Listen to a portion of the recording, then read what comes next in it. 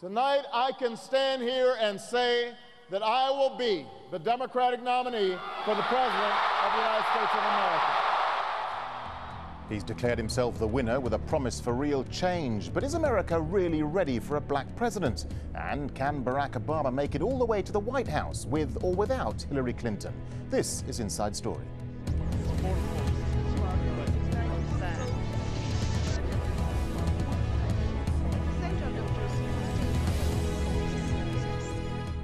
Hello, I'm Darren Jordan. It's experience versus charisma, a proven track record over a new voice. What do Americans really want?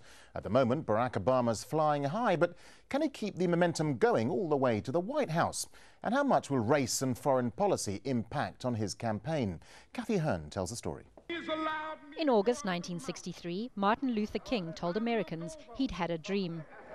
And I've seen the promised land. I may not get there with you. But 45 years later, another black man might. In August, Barack Obama is likely to be nominated as Democratic candidate. But how big a role will race really play in this campaign? The thing that appears to me more about him, not just him being black, okay, which that is a big change for us as Americans, but what stood out me about him most, his personality, his charisma, and his charm. He really knows how to reach out to people who are really striving and praying definitely for a change. A recent poll says 3 out of 4 voters want change. Not a good omen for Republican John McCain, whose party's been in charge of the White House for the past 2 terms. On issue after issue, John McCain is offering more of the same policies that have failed for the last 8 years. Polls also show 80% of voters trust the Democrats on key issues, including the economy and Iraq. McCain wants to stay the course, and he thinks Obama is naive to think he can get the troops out early. I will never surrender in Iraq, my friends. I will never surrender in Iraq. Iraq is costing each household about $100 a month. You're paying a price for this war. Some political analysts believe McCain's hardest job will be to distance himself from the current policies of the presidency. But he does have the advantage of years of experience. 100 years in Iraq, and you thought no one could be worse than George Bush. But most American elections are won or lost on local issues, not foreign policy. So with America in the midst of a serious recession, how do these two men compare on economic policies? Less government, less regulation, lower taxes, et cetera, ranging from national security to domestic issues. We are very different. McCain wants to renew tax cuts and create a simpler tax system, while Obama wants taxes for higher incomes to go back up. They are also contrasting policies on healthcare and trade, though both candidates are committed to fighting global warming. In the coming months, both men will play to their strengths. It's up to the voters now to decide what it is they want in their next president. Well, joining us now are our guests. In Columbus, Ohio, Cliff Schecter. He's a campaign strategist and political consultant. In Washington, D.C., Jack Burkman, a Republican strategist. And in London, Amara Hamzawi, senior associate at the Carnegie Endowment. Gentlemen, welcome to the program. Cliff Schecter in Columbus, Ohio. Let me start with you, if I may. I mean, Obama's campaign message in the primary was about bringing on real change. Is this a momentum he can take all the way to the White House, do you think? Oh, absolutely. This is a historic year right now, and his is a historic candidacy. And I think that when you see indications such as 82% of Americans thinking that we're heading in the wrong track, which is an unbelievable number, and you see a president with approval ratings in the 20s, the fact that John McCain has said that he very much wants to continue, in fact, wants to continue exactly President Bush's policies in both Iraq and on the economy, 2 huge issues, obviously, for Americans, not to mention health care, a third one. I think running on change can be something that very much can send Obama to the White House, as it has sent others there before. OK, we'll talk about some of those issues in a second. Let's bring in Jack Burkman there in Washington, D.C. Jack Burkman, how does John McCain overcome the Obama juggernaut of change and that youthful JFK-type appeal to young voters? I mean, McCain's 72. He doesn't exactly have age on his side, does he? Well, no, Obama's a powerful speaker. I said the other night he's probably the best speaker in the United States since Ronald Reagan, and that says a lot. He's probably a better public orator than either Bill Clinton or Jack Kennedy. I think how he overcomes it is by defining terrain. I think McCain has to stick to national security, stick to experience. Most of all, he has to avoid losing his temper and saying crazy things. I think if he can do that, he probably can win.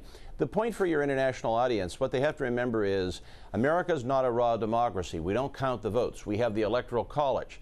The Electoral College is designed to resist change. Sure, Obama is an agent of change, but the framers wanted to resist these kinds of agents of change. They don't like swift change in this country. It's a republic, not a democracy. So if you take a look at the map, let's say Obama were to lose a state like Pennsylvania, my home state, which is probably likely. Why? Because the governor of the state, Eddie Rendell, a big Democrat, was a Hillary Clinton supporter. So without Governor Rendell, can Obama win Pennsylvania?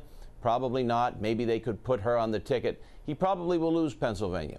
If you lose Pennsylvania, even though he will do well in the popular vote overall, as my friend in Columbus says, he's right, he has to run the table with these smaller battleground states in order to get to 270. The road to 270 electoral votes, which is what you need in the U.S. to win an election, is a long and bumpy road for Obama. Absolutely. Okay, let's bring in Amma Hamzawi in London. Let's widen this out to the international stage. I mean, Obama lacks international political experience. We do know that. But he says he wants to open a new page on foreign relations and even engage with some of America's enemies. I mean, is that going to work for him? Well, it's one of the major positive features of the Obama campaign, and one of the main issues which has created a lot of positive resonance and feedback for Obama from elsewhere outside the US, be it in Europe or definitely in the Middle East. Whether it's going to work out for him or not is a question which will be decided on not simply by domestic American considerations, but by regional and international realities. We are well into structural change in international relations, where we see new centers of power emerging: China, Russia, Europe, and the US will have to account for it. We are in a deep, troubled region in the Middle East, where we have different crises, where the confrontational methods of the Bush administration did not bring much in terms of outcome, and where a new administration, be it under Obama or under McCain, will have to change course, at least to reconsider changing. And if we keep hearing from Senator McCain that he is keen on keeping up the same commitments and the same policies which the American administration under President Bush did conduct over the last years, I guess much of what we hope for to happen in the coming years is definitely linked to Senator Obama and his chances of winning November 2008 to see a real change in American diplomacy and American policies in the Middle East and beyond. Okay, Cliff Schecter, let me just come back to you for a second, because Obama is the first black man who's got this far in a US presidential race. I mean, much of the primaries focused on the issue of race. Is America ready for a black president, do you think? I think America is ready for a black president. I think there will be certain parts of the electoral map that where he'll have a challenge going and having to speak to voters. But to agree somewhat with my friend Mr. Burkman, you know, yeah, this country, you have to win the Electoral College, you have to win by states. But what's very important for Obama is, you know, just because someone like, let's say, Jack brought up Ed Rendell, who was a Hillary Clinton supporter, but he's now come out in a huge way and supported Obama. In my state right here, Ted Strickland, who was a Hillary supporter. In Michigan, Jennifer Granholm.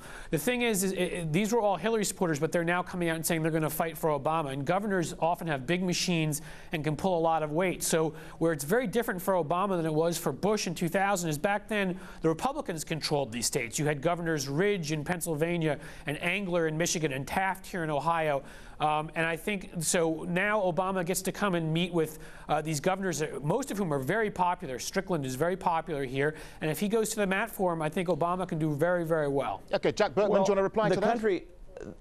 The country is ready. Yeah, I agree with my friend in Columbus. The country is ready for a black president. It's a lot more progressive than it's ever been. However, that does not mean there are not pockets of racism in different points that would very much, from a political standpoint, work against Obama. Western Pennsylvania is such a choke point. Ohio is such a choke point. And Obama will have other kinds of problems. For instance, in Michigan, which Gore and Kerry won easily, they were good candidates for that state. Obama will probably carry Michigan, but he'll have to spend an awful lot of money there. The hard hat auto workers, Obama's a tough sell, coming in with progressive views on climate change, trying to sell that community. Obama's a very, very tough sell to the unions. Michigan's heavily Democratic. He'll win, but they're going to have to spend a lot of money there. The other thing is, with McCain and Schwarzenegger, California probably will be in play. You have the conservative and libertarian base in the southern part of the state, I think will be strongly for McCain. Obama will have to spend money in California. He'll have to campaign there. It won't be like Gore and Kerry that they can take a lot of these states for granted. Okay. In 2000, 2004, the Dems could take a lot for granted. I don't know that they can this time. OK, let's just widen it out again onto the international stage and bringing back Amr Hamzawi. I mean, foreign policy has been a big issue in the primaries, Amr, especially the war in Iraq. John McCain says America should stay the course. Obama says every US household is spending something like $100 on the war. How important will Iraq be in the run-up to the elections in November? Well, it's definitely going to be a key topic in the elections in November 2008, out of two reasons. One, as you said, I mean, there is a clear link between the deteriorated economic situation, the emerging economic crisis in the U.S., and the cost, the very high cost of the American military presence in Iraq. Secondly, and as it was said, national security, foreign policy issues represent a real terrain where the two candidates differ, and differences are going to be more and more articulated in the coming months now, since the Democratic nomination is cleared for Obama. What we have to keep in mind is two issues, very briefly. One, on Iraq, in spite of the real differences between McCain and Obama, we are up until now do not have a clear policy line from any one of them about how to manage the situation. McCain says he is going to stand the ground and keeps American troops. How is he going to manage the rising costs of the war, of the military presence? And Obama does not tell us much about how specifically he is going to take out American troops and under which domestic and regional conditions. Secondly, there is one more issue, foreign policy issue, which is key, and we saw it yesterday in Obama's speech before IPAC, which is Iran. So Iran is going to become a real issue, and here we have clear differences between the two candidates as well. Okay, Cliff Schecter, before we go to the break, a quick question. Let me just come back to Cliff Schecter. Just a quick question before we go to the break. What about the US economy? I mean, it's now in recession, the credit crunch and gas prices are hitting hard. Is it going to be local issues and not foreign policy like Iran, Iraq that's going to win the White House? I think it's going to be both, and I think this to say the economy won't be a huge issue would be to misread the public right now. Out here in Ohio, job losses have been huge during the Bush administration. Trade policies, which John McCain has stood up 100% behind, which don't protect workers, are sending jobs abroad. Gas prices are through the roof, and people are kind of asking themselves, well, you know, we've got two oil guys in the White House right now. Why is that? I hear a lot of it just going around Ohio here. So I think those economic woes, I mean, the dollar can't buy what it used to buy, and that's another challenge. And so, and of course, we're not even getting into all the foreclosures and housing. You know, I just saw a report earlier, Jack is talking about different states where Obama opens up a state like Virginia. 1 in 20 houses have been foreclosed in Northern Virginia, an area where a lot of more progressive new economy voters have moved, where the Democrats have won 2 governor races in a row and a U.S. Senate race. And so I think that the economy is going to be important in a state like Virginia, too. Okay, Jack Burkman, a quick response from you before we go to the break.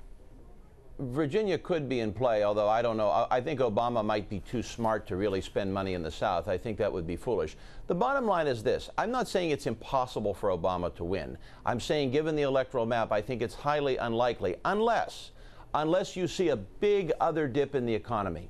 If the U.S. stock index, if the Dow goes below 11,000, if you have another 10% dip, if you have an unexpected other hit in housing where the bottom falls out and you have housing like the Great Depression, something like that, then you have a situation where maybe Obama, maybe a black candidate, all of a sudden this becomes more palatable for the country and some of these strategic political issues can be overcome. Okay. But he's not there yet. Okay, Jack Burkman, thanks for that. It's time for a short break now, but when we come back, Hillary Clinton's taking her time and conceding, but does Barack Obama really need her on his ticket? More on that. Stay with us.